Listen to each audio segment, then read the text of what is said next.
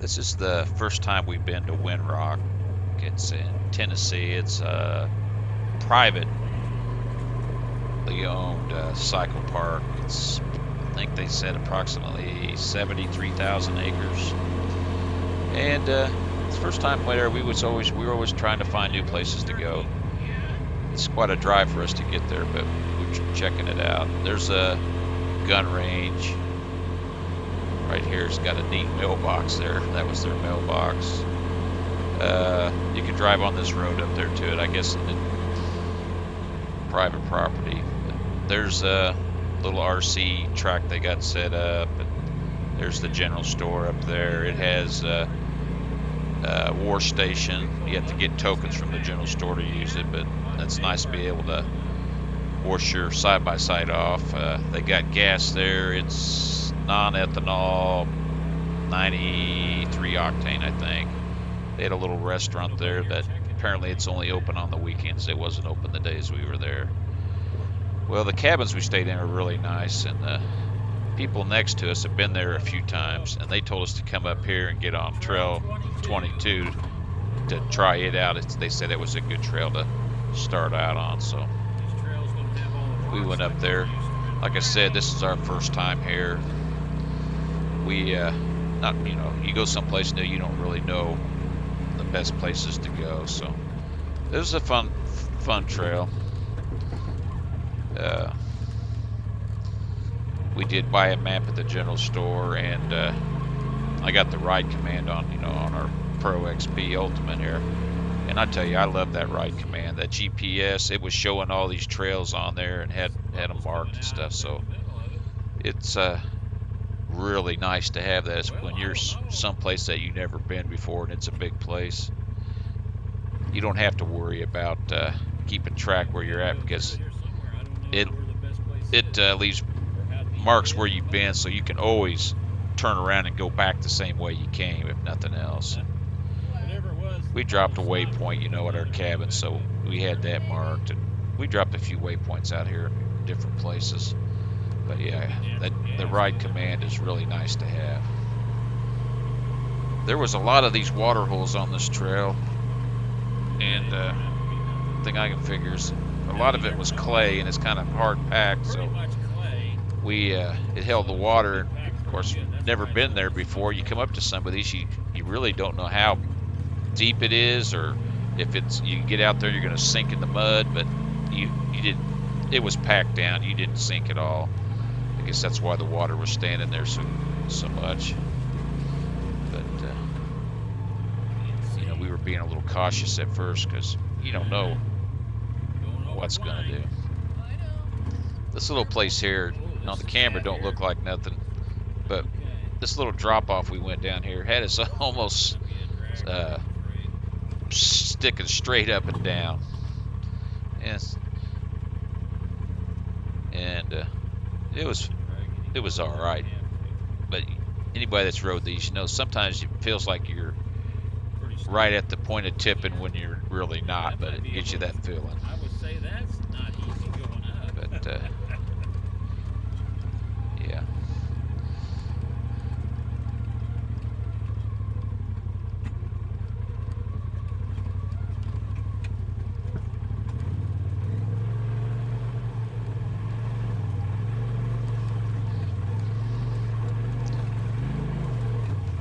Here I screwed up here because we'd been just kind of putting along, and I had it in high gear, nothing hard, and just going along.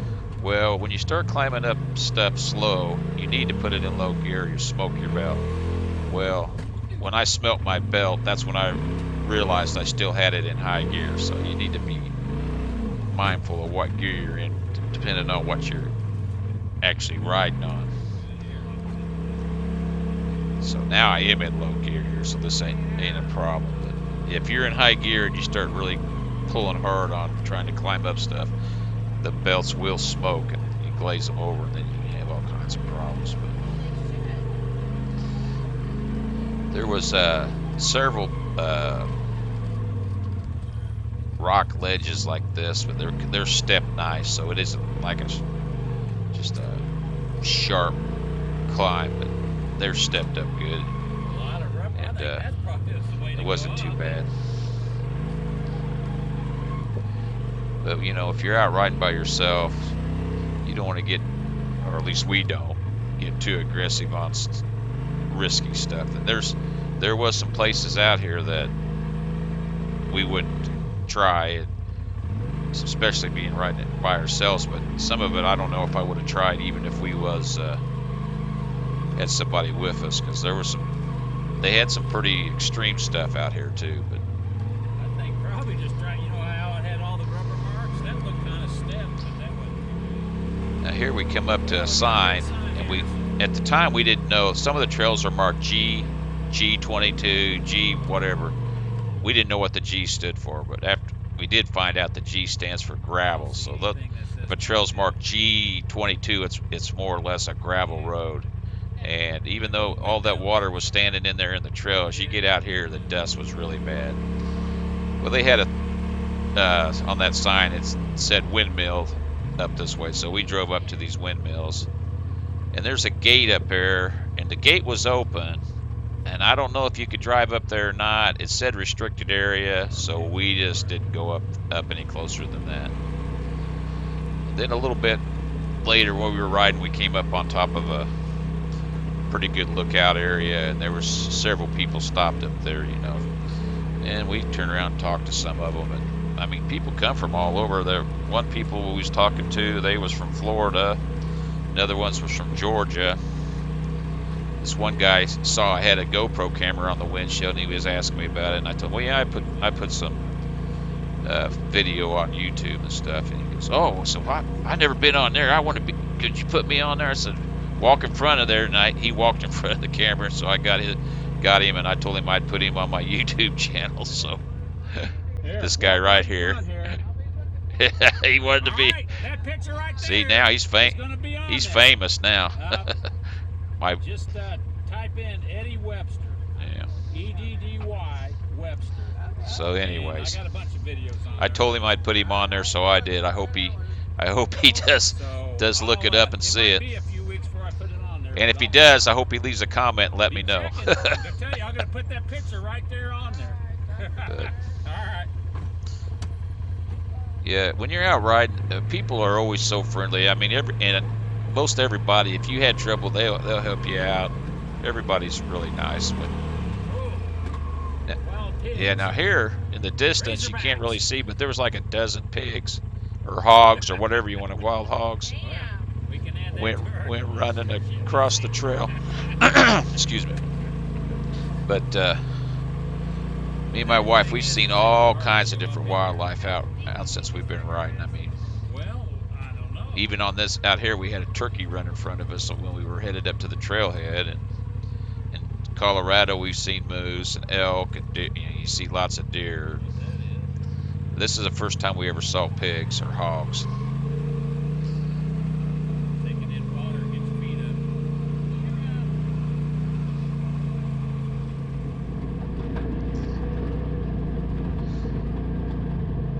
But when we go out riding, we always take a lunch with us, and we'll stop somewhere and eat lunch. Now there's this abandoned train you can go see, and we decided we were going to go head there because people we talking to said that they heard that train isn't going to be there much longer, that they're going to come and junk it out, scrap it. So we thought, well, we'd probably never be here again. If we want to see that train, we're going to go see it. Well, you come up and you get, I forgot what road it is, but the paved road. We went left, which was the wrong way, so you just got to go right when you come up to it. We went left, and that took us down to the Brushy Mountain Penitentiary, which you can ride on that road in the daytime, they said. But if you go to the right, it's not too far. And we pulled down there, and there wasn't even nobody down there. The YouTube video I saw before, man, there was probably 20 or 30 people all parked, Jeeps, side-by-sides, people. It's just an old engine and a couple of passenger cars hooked to it. So we went down and saw it, and I climbed up in it. lot of graffiti been spray painted on us, so.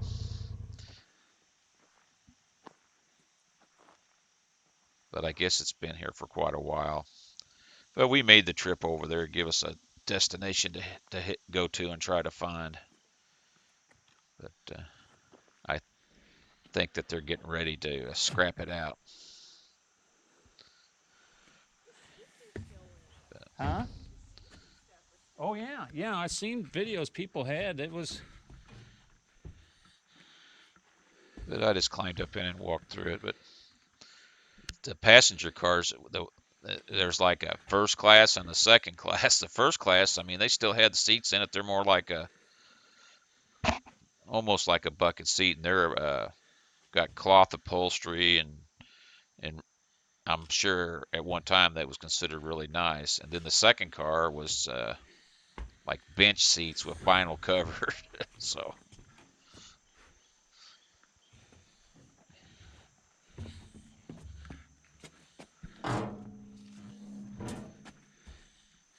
but we thought, well, we'll go check it out. See, these seats are at one time are probably pretty fancy for.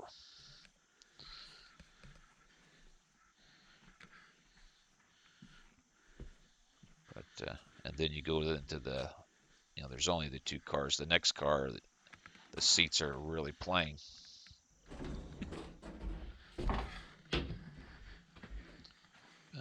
Yeah, those are got cloth. These have got like just a bench seat. Those are like, yeah, and they got cloth. These are like vinyl covered.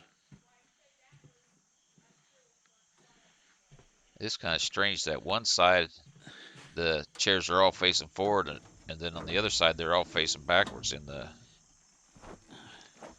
second class seating. But I don't know how long this train's been here. Apparently it's been there for quite a while. But we went and checked it out. It's fun trying to find stuff.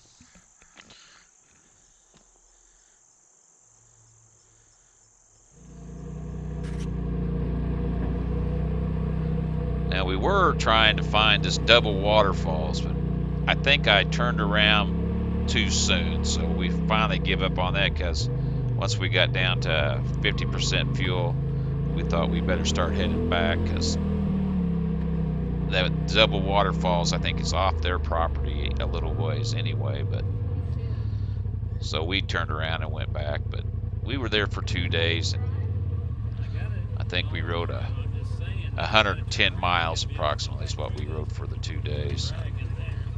First day we only rode 40 some miles, and the second day we rode over 60. So but we had a pretty good time. But